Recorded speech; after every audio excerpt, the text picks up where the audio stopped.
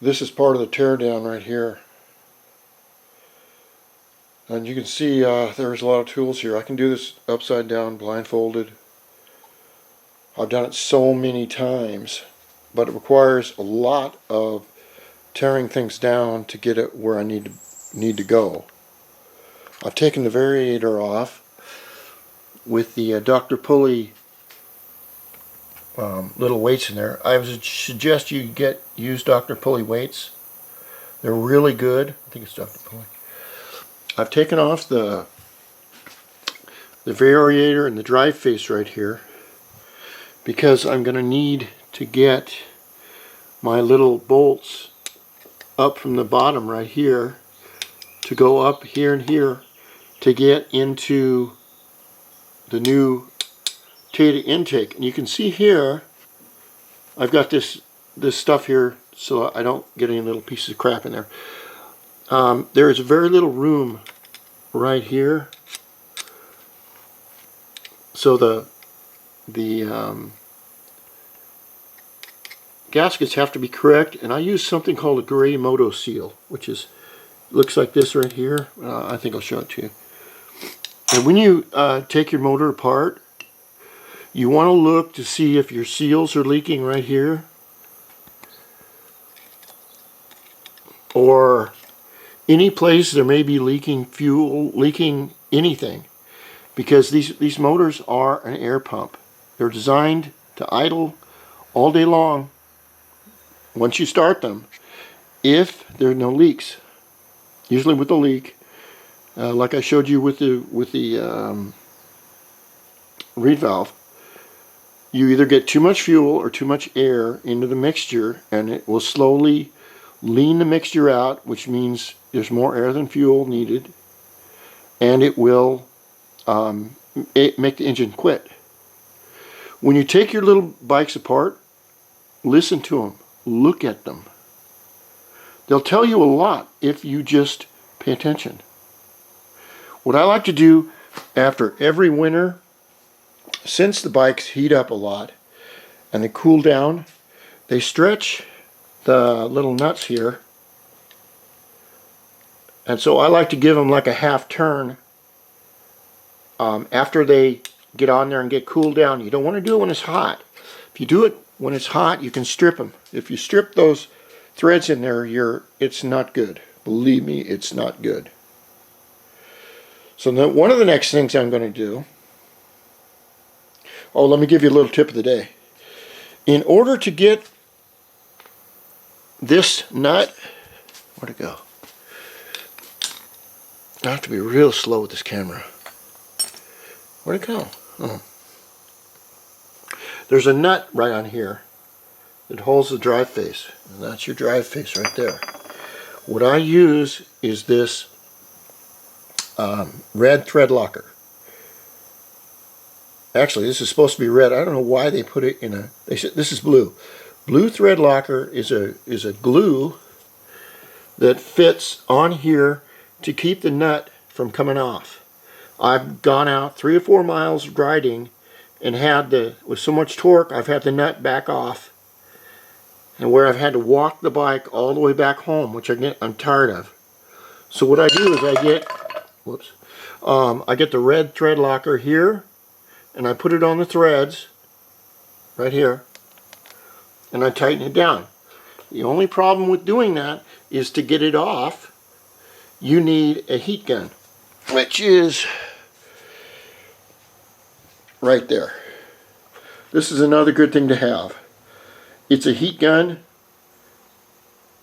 and you want to be real careful when you use a heat gun that you also keep a fire extinguisher handy.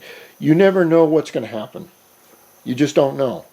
I've had electrical problems where all of a sudden you get a little burst of flame, and I'm going, what do I do? What do I do? It's like, it only happened once. And now it's like, I have this with me everywhere, just in case. All the parts are laying all over the place. These are all going to have to be, before I put the motor all back together, I'm going to take all the parts and clean them, look at them for damage or wear or anything like that. And the one thing that's really bothered me is Pirelli used to make tires for Lamborghinis, things like that. They were like the Ferrari of tires. And I like these Pirelli tires. They're just golf cart tires, but they have a neat name on them. So I usually have a set of Pirellis. Here is one on the back. I decided to use another name, which used to be famous. It's called Metzger. They made famous motocross tires out of Germany. Well, I want Pirellis on both tires, so I have an old Pirelli. This is an in-stock new tire, and I'm going to take it down to my favorite motorcycle shop and have them switch this out, because I want Pirelli on both front and back. This video series is going to take a while, a long time. I'm going to go through everything that I know. I wish I could edit. I wish I could add flashy things to the videos and things like that. I just don't know how to do it. So what I do is I talk, I say a story, and I use the camera to point at what I want to get done, and then I post it. The only time I don't post a video like this, after doing it one time, is if there's some dog or some noise in the background that is on the soundtrack that I can't fix. So what we're going to do next is, the next video you see, probably I will have this taken apart. I'll explain how this big carb is taken apart and show you how to document the parts in it. It's really super simple. And any of you out there that have a problem with your little bike, your little Dio, you need to experiment. We don't learn by taking it to some shop for 75 bucks an hour and they let some kid they just hired work on your bike and wreck it and charge you $150 and have a good laugh while they're taking your money. We learn by doing. And when I mean learn by doing, it's good to have a good teacher. I wish I had a good teacher like I am today with the knowledge that I have. I don't know everything. But what I do know, I'm going to put it out on the internet and it's free. And one thing about being old is that I still think I'm 17, but I've learned patience. When I was a young man, I wanted the new Corvette, I wanted the new Ferrari, I wanted the new cigarette offshore race boat. I wanted everything, and I wanted everything right now, or else I felt cheated. Now, the older I get, I realize that a lot of those things probably are not going to happen, and so I've slowed down. So what we're going to do, we're going to work on the carburetor, and I'll put that on with the big intake, and we'll see how well it works. And then I'll adjust the carb, and after that, we're going to get into the electronics part, which is this thing here. And I've heard that this really works well, but I don't know. Another tip of the day, before I go, is I got this manual, just this book from eBay, but if you have a bike, okay, you want to get one of these service manuals. You can get them off of eBay for cheap. If you're doing Honda Ruckus, remember, 2003, 2004 was their first generation engine. Their next generation engines, they've fixed a few things on the motor. They're a little bit different design. So you want to get the book that represents your year of Ruckus. I got this when I rebuilt that one bike. And then after that, I have a shop manual for the little bike that it's sitting on right now.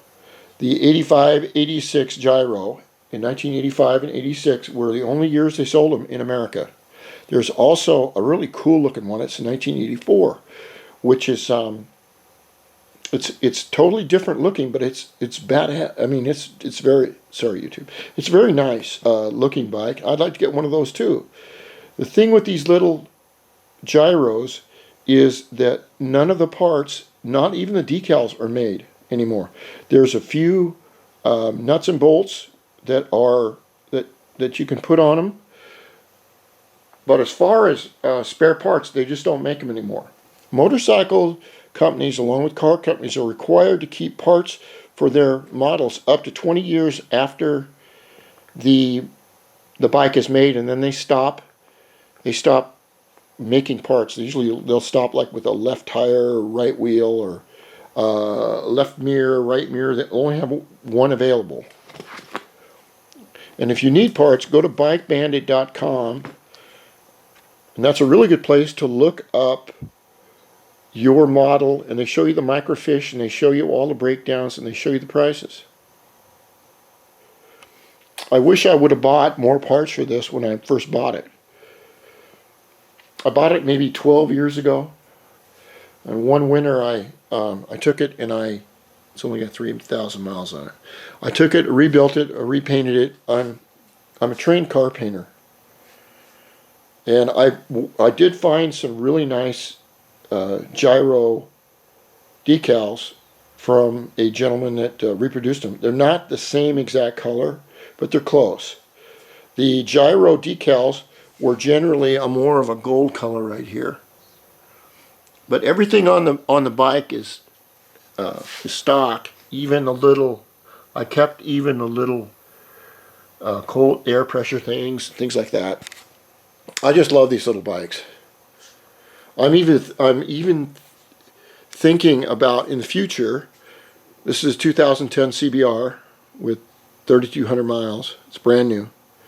I'm thinking about either getting a Kawasaki 600 Ninja, which I'd really rather have an Aprilia, but Aprilia does not make a inline 4-cylinder street bike. Now, if you're going to go out on the road, this is something I learned 30 years ago. You want a 4-cylinder inline engine, because the smaller ones, 3 cylinders, 2 cylinders, whatever they are, they rattle like you wouldn't believe. So if anyone ever tells you that a 2-cylinder road bike like this is great for the highway, I put one hand on your wallet and run. So that's where I am right now. I have to go get some parts for my little air compressor, and I'm glad to be back working on my little bike. I have to practice with this camera.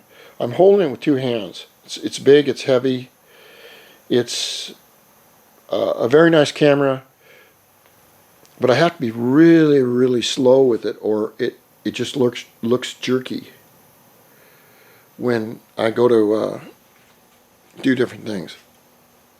I wish I could open these books right here and go through the pages and everything else, but I have to put the camera down and I have to put it back up, and it's the motions are just I'm going to have to learn a different way to do things. Okay, we continue with the TAIDA big valve and the SudCo big carburetor install. Thank you, and rock on. DIOSpeedDEMON.